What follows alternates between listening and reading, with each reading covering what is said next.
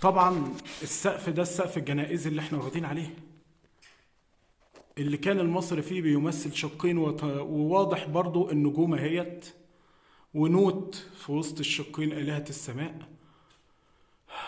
والمعبودات، او النترز، بلاش نقول الآلهة، النترز موجودين.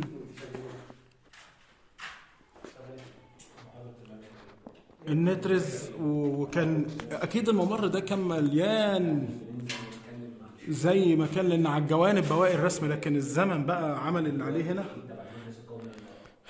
لكن اكيد السقف ده كان مليان نجوم وتكملة الآلهة نوت، زي السقف اللي كان في وادي الملوك، انه مكان اهوت. وهنا في الاغلب كان بيتحط تمثال او قرابين وشموع.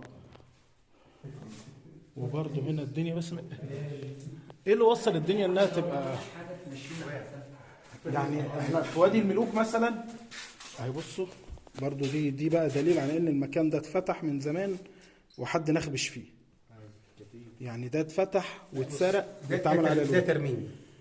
ما هو الترميم ما يرممش على صورة، ده ترميم وده اساس، ما يرممش عمره على صورة. لكن بص، ما هو ده معناه ان حد دخل وكسر، ده مش طبيعي. صح.